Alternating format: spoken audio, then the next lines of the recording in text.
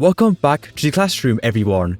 Today we'll be covering a topic I forgot to mention in the previous video. So open your textbooks to page 69 for the chapter on target marketing. Target marketing is a very in-depth topic.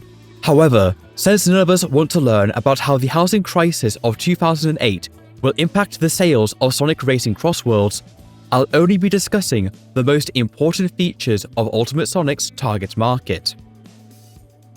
We shall begin by asking the question, who is the main target audience for the Sonic franchise?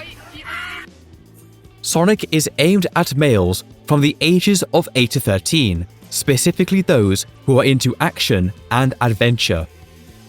But that is only the original market.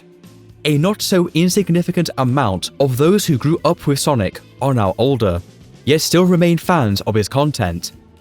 This means Sega has to juggle having both young boys and adult men as their target audience. But to quote Matthew 6:24, no man can serve two masters. The effects of the pandering to both of these target markets has led Sega and Sonic Team to mixed results as of late.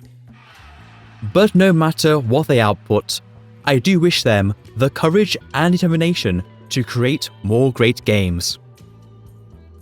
The Ultimate Sonic outline is not constrained precisely to the same target audience as the mainline games, and I wish to take advantage of that.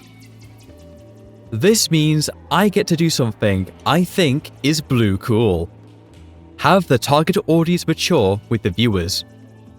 This series, if it were ever to be aired, would take years to create.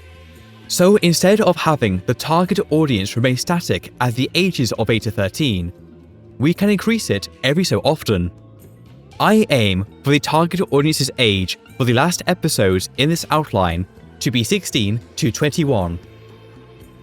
Now do not mistake me, I don't plan to deviate from Sonic's core identity as a kids series and morph it into Game of Thrones.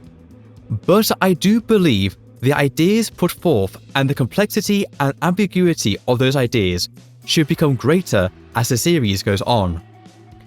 This is part of the reason why I chose to make Law vs. Chaos a major theme. It's a complex subject that is understandable from a layman's perspective when put into practice. But when you examine what these two ideas mean together, you will find an ocean's worth of philosophizing and understanding. Also, kids are not stupid. They are just tiny adults that need to be wizened with experience. That's all for target marketing. And like all good teachers who run out of material, that means I am morally obligated to put on some YouTube video I found last week that explains the subject we're talking about far better and with far more entertainment value than I could ever deliver.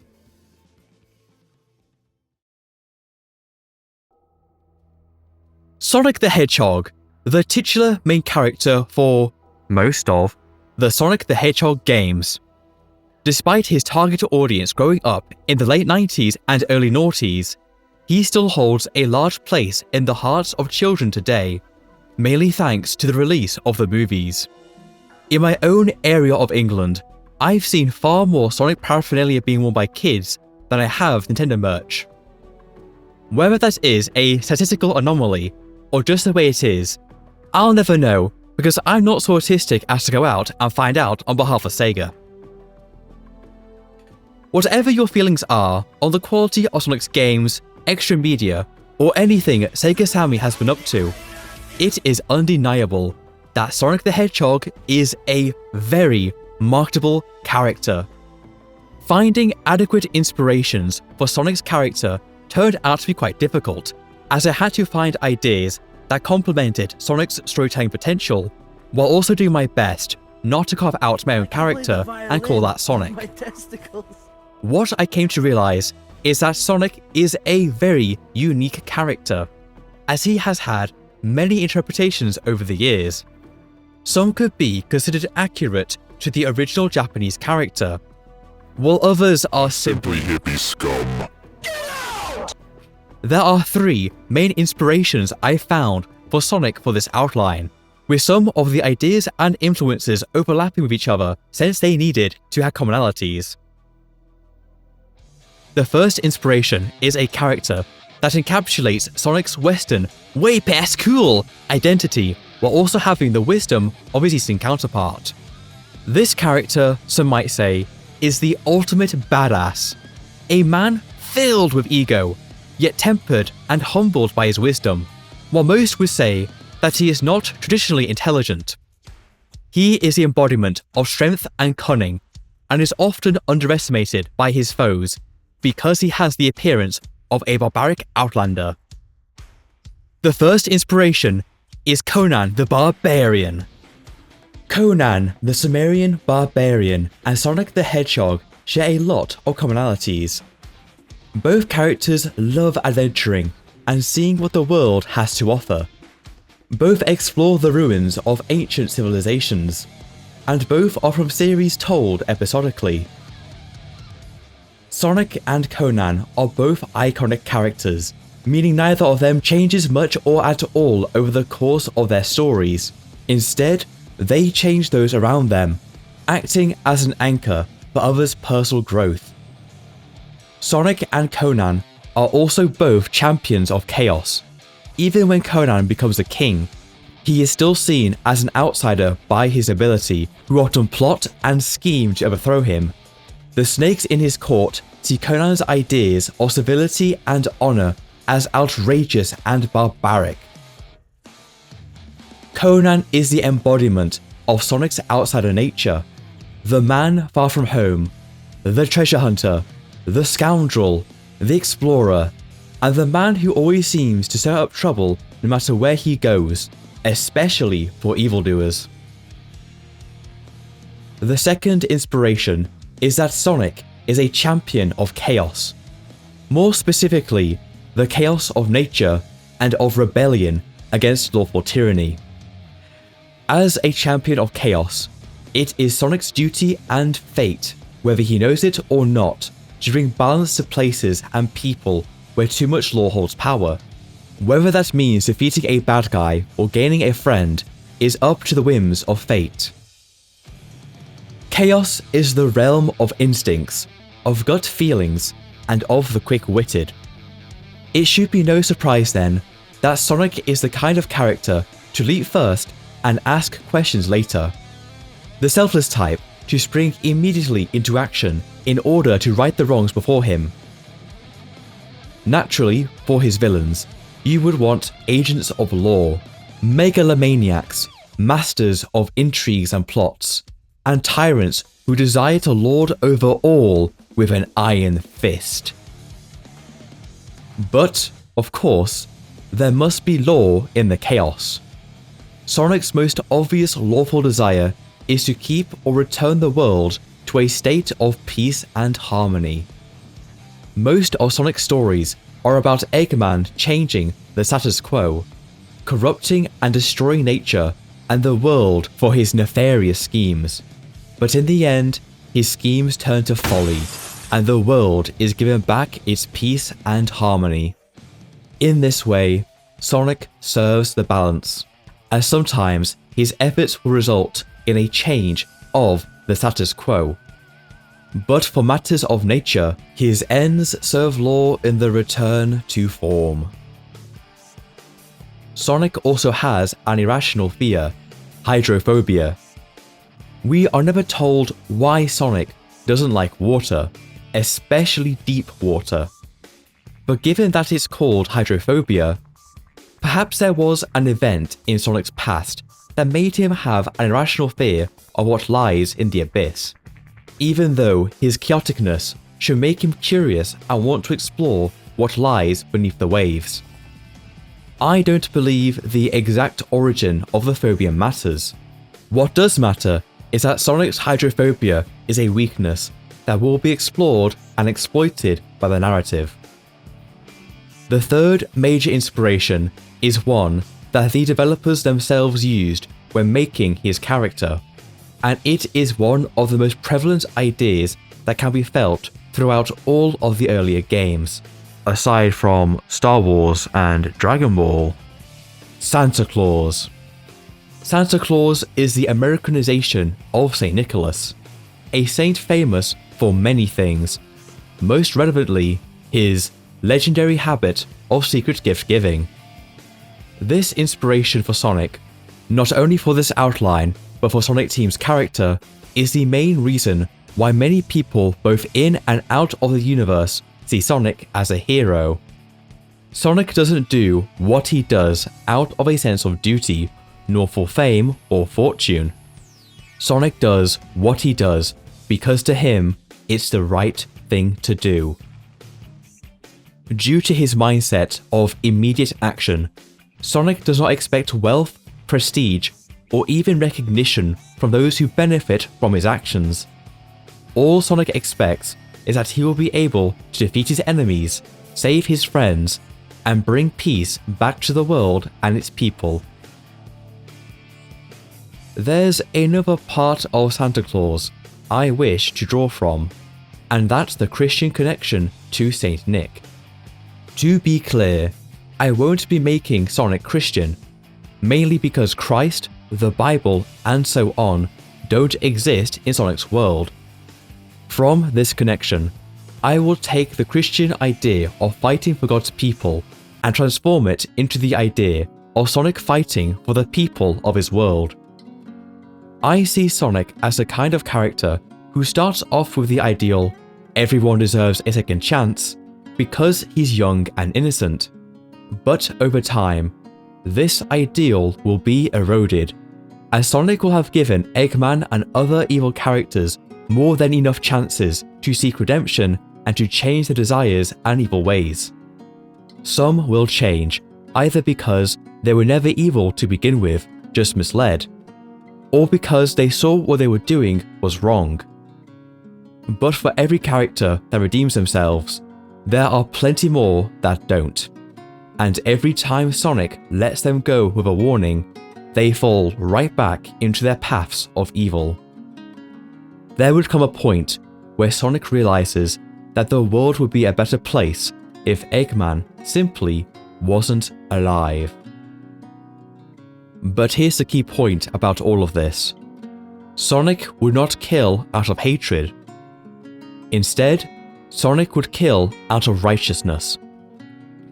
Sonic may hate the destruction of the forests and the animals and the lives of the people of the world, but Eggman is a person of the world too. Eggman is a man who has chosen and has stuck to the path of evil time and time again, despite being given innumerable chances to divert from that path. Sonic would eventually realize that the only way to make peace last would be to remove Eggman from the equation. He wouldn't like the prospect, but the alternative is the constant suffering caused by Eggman.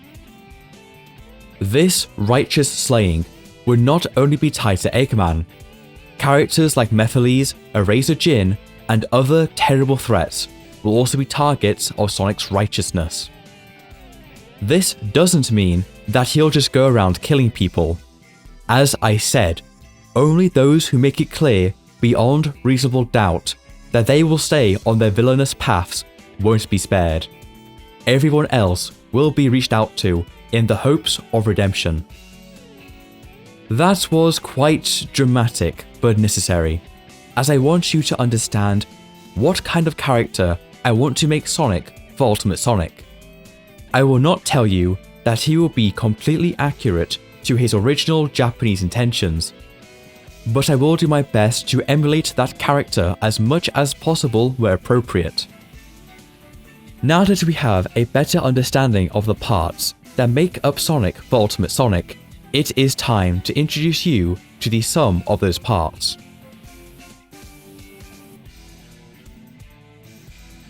If Sonic is known for one thing, it would be his speed.